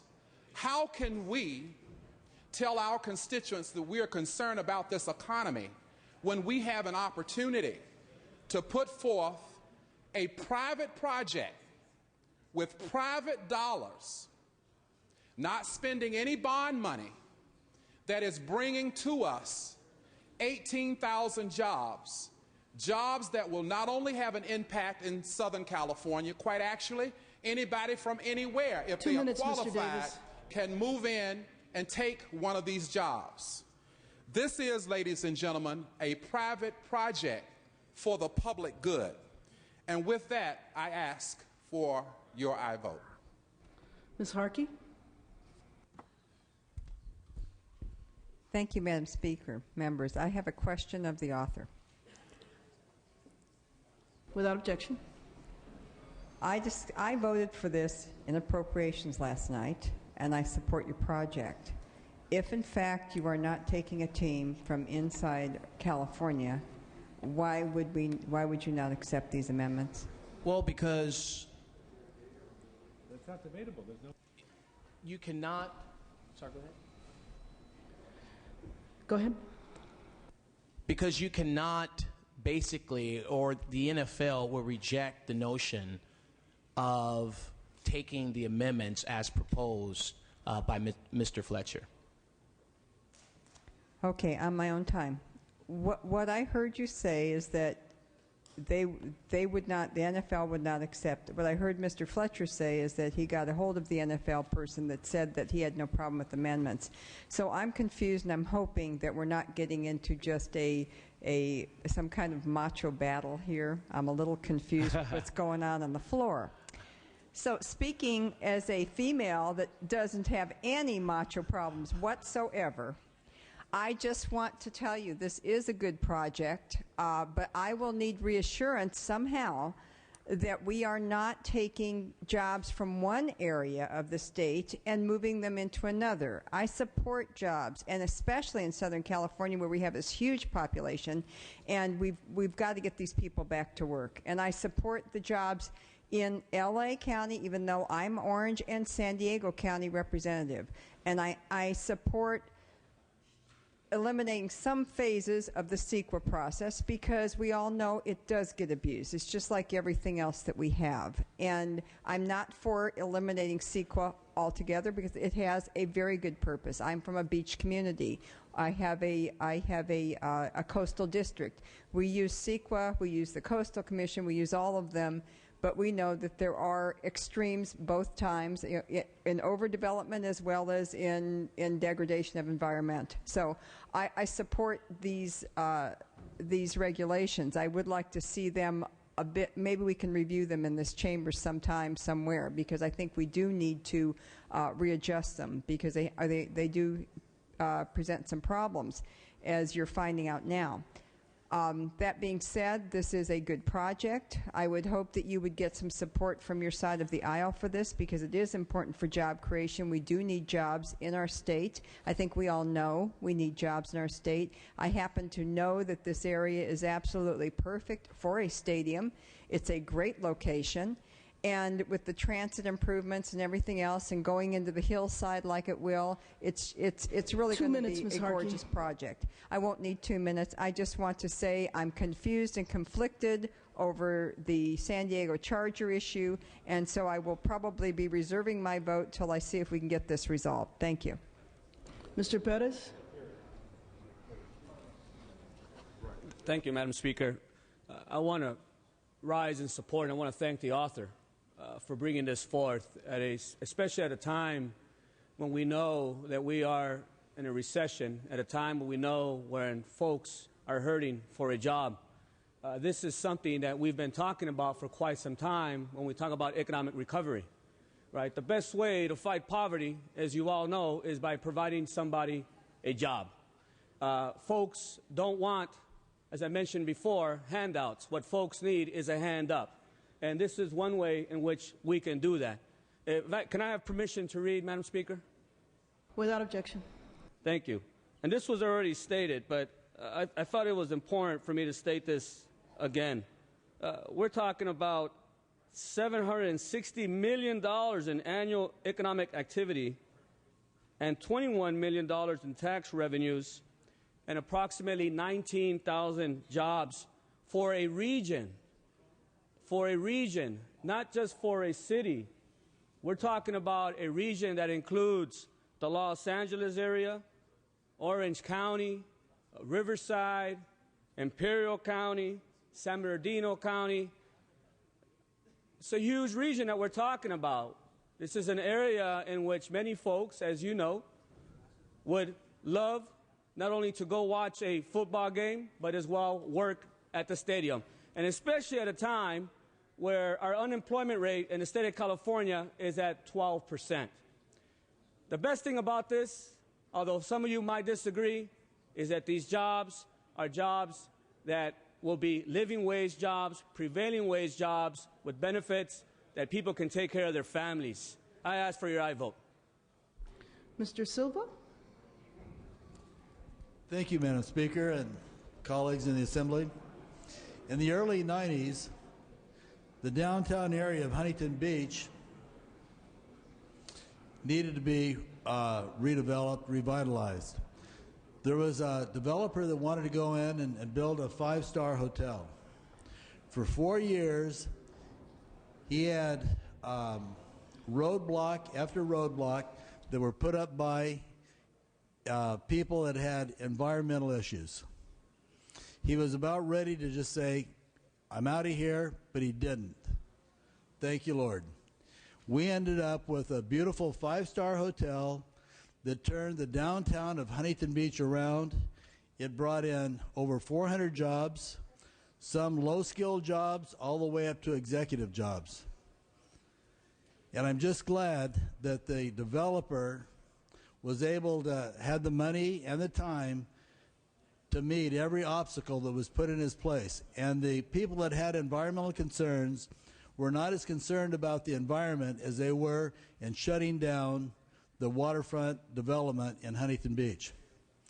And I look at our farmlands in the Central Valley. They're being destroyed right now. The winds are blowing the dirt away. And I like farms because farms provide jobs for workers. I like workers because they earn money to support their families. I like families because they have children, which are our future. And I hate to see children in the Central Valley that are living with parents that are unemployed, afraid of losing their homes. They don't have the food to eat that they should have. And I feel that children are much more important than some endangered fish. And I think it's about time that the state of California starts to protect jobs, tries to bring in jobs. And I'm concerned about San Diego, but we do have free enterprise. And if San Diego is so concerned about keeping a football team, let them deal with that football team. But I really feel that we need this project. I'm in Orange County. I probably won't even go up to a game up there. But we need the jobs in California. I support and I vote. Thank you. Mr. Nielsen? Madam Speaker and ladies and gentlemen of the Assembly, as I sat here and watched this debate unfold, I was sort of reticent that I didn't have a dog in the fight, shall I say, and would remain quiet. But my colleague, Joel Anderson, inspired me that I do have a big dog in this fight. It is the economy of the state of California, but not applicable to one narrow area that will serve a few 100,000 people, but rather to the millions of Californians who are affected by the oppressive burdens of regulation, the excesses of CEQA, the impediments to getting jobs on the line in construction. And it's an irony right at this very moment.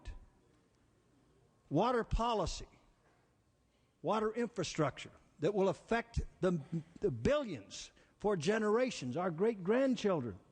That's wallowing around with great impediments to the construction of storage and conveyance, for example. And ideas to create an absolute oppressive bureaucracy, new bureaucracy, a coastal commission for the rest of California that will stop projects, will stop jobs, will stop growth of not only population but everything else in California. And this legislature cannot deal with that, yet we can deal with a very small project serving but a very few. I think we're being too narrow here, ladies and gentlemen. We can debate this bill, and I certainly respect the author, and he's a fine legislator doing a great job for the folks that he represents, as all of you who are debating for it. But I would ask you to think about the rest of us. Think about the Central Valley counties. Think about the Sacramento Valley counties. Think about what's going on in those counties where the farm workers are coming up here saying, give us water, where the farmers are taking hundreds of thousands of acres out of production because there is no water. And there is no water in no small measure because we won't address infrastructure. Think about the rest of us, ladies and gentlemen. This is a good place to take a stand, to have more responsible infrastructure policy in California that applies to the millions and billions and not the hundreds of thousands. Mr. Huffman. Thank you, Madam Speaker. You know, lost in this interesting discussion this afternoon is CEQA itself. And I think it's important that we step back for a moment and remember that CEQA is our bedrock statute that protects not just the environment, but our communities, our public health, and many other things. CEQA is a statute and a framework that gives us better projects. Here in California, CEQA represents the fact that we have gotten beyond that old canard, that false choice of the economy versus the environment. Here in California, CEQA is one of the success stories about how we've had the strongest environmental laws in the United States, but despite our recent economic downturn, we've consistently had one of the biggest and strongest economies, and we will again. But let's talk about the precedent for a minute. If anybody questions that this bill is inviting us onto a slippery slope, a precedent that we will not be able to defend or arrest, just stop and listen to the debate you've heard. You've already heard one microphone go up from one of my colleagues who says this doesn't go far enough. He wants CEQA to be exempted for everything in the entire state. You've heard people salivating about the opportunity to bring their local false choice, whatever it may be, in the valley or wherever, fish versus people, jobs versus the environment. The false choices are going to start coming at us fast and furious if we set this precedent, and I urge you not to do it. Now let's talk about CEQA applied to this case. It's hard to do because we don't know much about this case. We don't know, for example, what those original CEQA documents were about. I was just told for the first time that the CEQA process that we've heard was completed again and again was for a totally different project, a warehouse, some kind of a commercial center, and now we've got an NFL stadium. The plaintiffs are saying maybe you need new CEQA compliance. That doesn't sound crazy to me. Now, maybe an 8% impact, a plaintiff with 8% impact, maybe that's frivolous. I don't know. But if you're the place that has that 8% impact, you might feel differently. The one thing we do know about this project is we don't know much about it. Certainly not enough to sit as judge and jury on a question as critical as whether we completely exempt it from our bedrock environmental, public health, and community protection statute here in California. So let's think about the fact that if this were a good, compelling case, a project that deserves that rare thing, something we very rarely do, a CEQA exemption, maybe it could withstand the scrutiny of a hearing. Maybe it could go to the Natural Resources Committee. Maybe it could go to the Local Government Committee. Maybe if there's an issue about someone at the NFL who says we can't provide an amendment to give you the assurance some are seeking, maybe you could have some witnesses actually speak to that so we could find out what's 2 minutes, the story. Mr. Huffman. But we don't have the benefit of that because this bill has been wharfed in the darkened night in a mockery of deliberative process.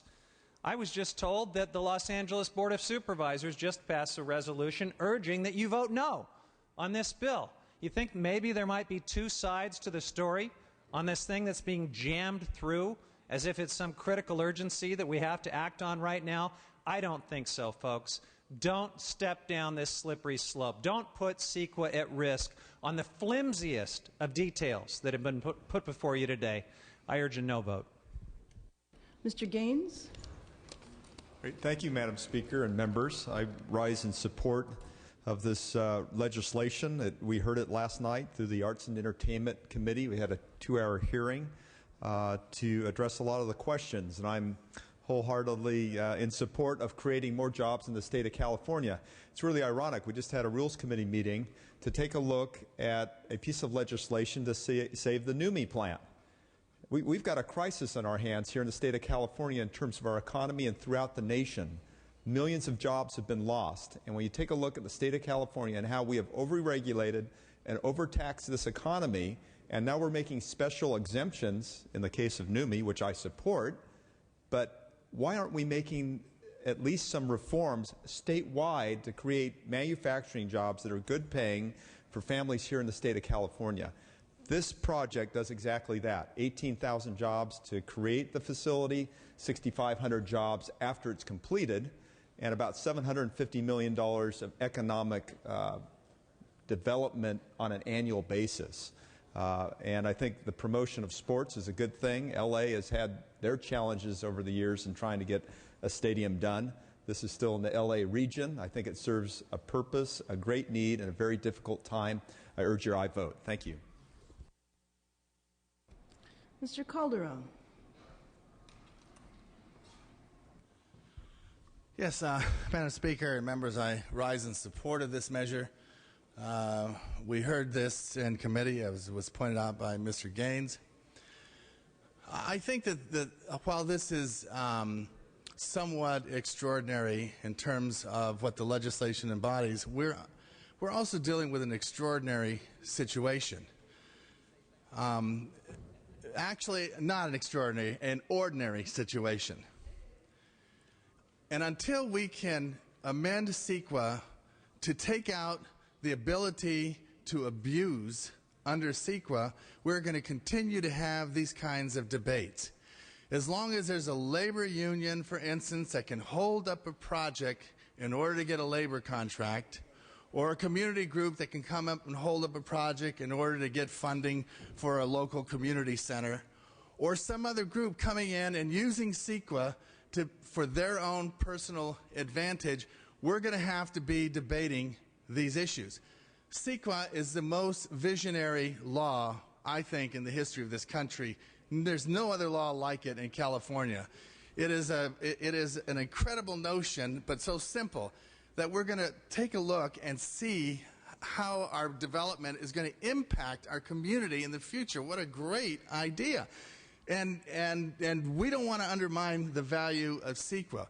But what happens when you have a mayor from a local town making it a political issue and filing a lawsuit and attempting to hold up this particular project. There was a CEQA analysis for a larger stadium. That stadium is being pared down. That environmental footprint was for more traffic, more illnesses in terms of people being around, for more air pollution. It was for a larger footprint, and it was being pared down, which is when this local mayor decided to object and file a lawsuit. Now, if the builders were willing to go forward on the existing project, we wouldn't be here today, and there would be nothing that anyone could do to stop them, certainly nothing based in CEQA law. But being that it's being condensed, now we got to go through a CEQA analysis. So I agree. This isn't something that we should be doing on a regular basis, although we've done it before for the Pac-Bell Stadium. We've passed legislation before affecting cases that were in litigation. This is no precedent. It's happened many times before. But we're talking about 18,000 jobs.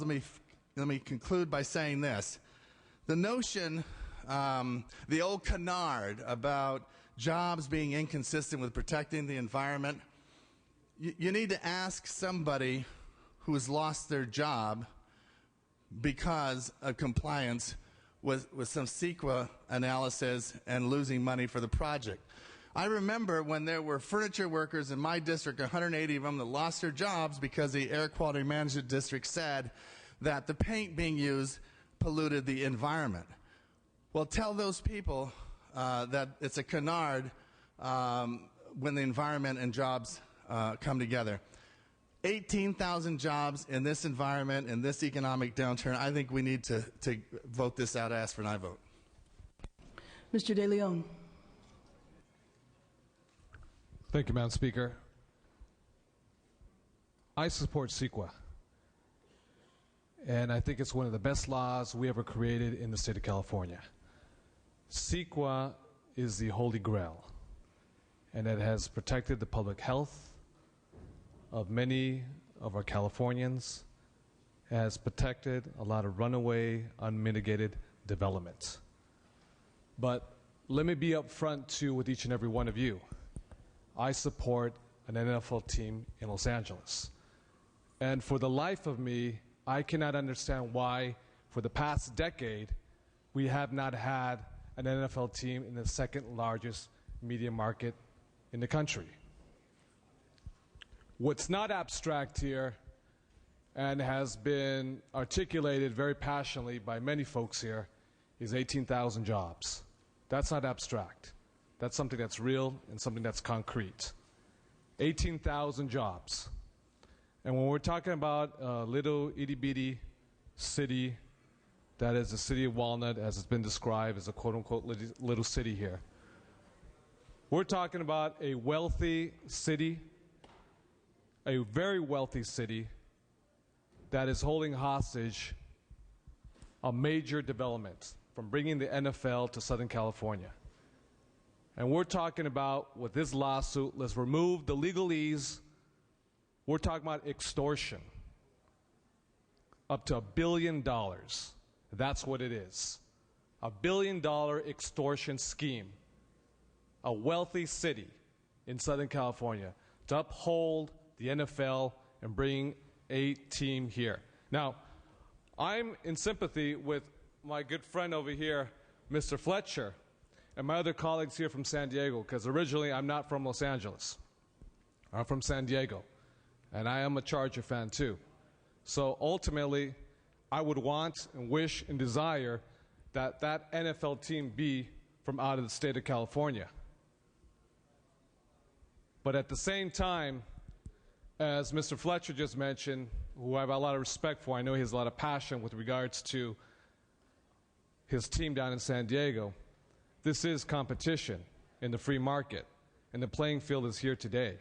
This is the playing field when we're going to decide this decision today, what we're gonna end up doing. So when we talk about 18,000 jobs, that's something that's real. And that's something that's going to come to Southern California. And when we talk about CEQA, I will say this, because Mr. Huffman is right on a whole variety of issues, and we have to uphold CEQA. But this is going to come down the pipeline because eventually we're going to have to deal with this in a very comprehensive manner. Because whether we're dealing with the 49ers to move to Santa Clara, or we're dealing with the Oakland A's, or the Chargers, or some other sports team in the stadium that needs to be refurbished, decimated, and rebuilt, we're going to have to deal with this issue of CEQA. I represent the Dodgers, and I represent a jewel of a stadium. It also happens to be the third oldest baseball stadium in America, after Wrigley Field in Chicago and Fenway Park in Boston. We're going to have to eventually deal with this in a comprehensive manner. But I will say this, let's not lose this golden opportunity. We lost it in the Coliseum because if I had my druthers, we'd have the NFL in the city of Los Angeles, not in the city of Industry. But that's not the reality today. We lost it because Bob McNair got the Houston Texans and outmaneuvered us. And when we had deregulation of the energy companies, of energy here in the state of California, what I found most perverse was that Californians helped subsidize the Houston Texans when they landed the team through our taxpayer dollars in the state of California. This is a very hard choice for many folks, and I have a lot of respect for those who adhere to CEQA laws like I do. But this is a unique circumstance. It's an extraordinary period. Colleagues, I respectfully ask for your aye vote. Mr. Mendoza. Thank you, Madam Speaker. Members, I'm Mr. De Leon. Eloquently stated what some of the things that I was going to say. I appreciate that. I do support CEQA. I think the folks that support CEQA and the environmentalists in the room should actually stand up and support this bill, because when you allow somebody to use CEQA in this form and abuse it, it really sets us back to what is the true meaning of what CEQA is here for. And the funny thing, we just got out of the rules that was mentioned earlier, and we're trying to provide $10 million worth of tax incentives for NUMMI to stay in Fremont, a small city just like the one we keep talking about, in Fremont, to save 4,700 jobs. In Fremont, 4,700 jobs. That's great. I'll support it when it comes to the floor. I don't have a problem with that. The strange thing, we're trying to put $10 million to save it. And this project that we're talking about here, it costs us zero money and we get 18,000 jobs. I don't know how we're going to vote on this, but I'm telling you, there's a difference here. This one costs the taxpayers no money. We get 18,000 jobs in an area that desperately needs it. And it's not because it's a tiny city. Well, if you're familiar with the County of LA, County of LA has 88 cities, and this happens to be one of them. Surrounding, when it's just a radius, in the radius of the city, there's millions and millions of people that live among the community. So again, I hope that you look at this project just like you're going to be looking at the rest of the other bills that are going to be coming your way. This one creates 18,000 jobs, no money. Other bills that will be coming up here that most of you will support because they had strong bipartisan support in Rules Committee. $10 million tax incentive, taxpayer money to keep 4,700 jobs. Okay? Big difference. I ask for an aye vote. Thank you. Mr. Fuhr. Thank you very much, Madam Speaker. You know, in December, when we were in the throes of what turned out to be a series of budget crises, the governor said, one price of getting a budget is to exempt about a dozen, I think, transportation projects that were bond funded from CEQA. And in particular, two of those projects were projects that were in the middle of litigation. One of them had a court order. And the Speaker and the pro tem asked me to help mediate those cases so that this institution the whole legislature, would not have it on our record for the first time that we went into existing litigation, plus litigation regarding CEQA, and wiped that litigation and CEQA off the face of the map. We didn't want to do that. And fortunately, those mediations succeeded. And so we were never put to the choice, will we have a budget or will we establish this precedent that no one in this building wanted to see us establish? Well, here we are. If this bill moves forward and gets off the floor, we will establish that precedent, the very one that we sought so hard to avoid. And by the way, we'd establish it not for public projects, bond-funded public projects that were at stake before, but for a private project in this case. I wish we weren't here at this moment. I think it's bad policy to do a bill at this moment in the legislative process, and I think it's bad policy to do this particular bill. And I think there could be middle ground here that would satisfy everybody and not put us in this position. And I've been trying to promote that middle ground.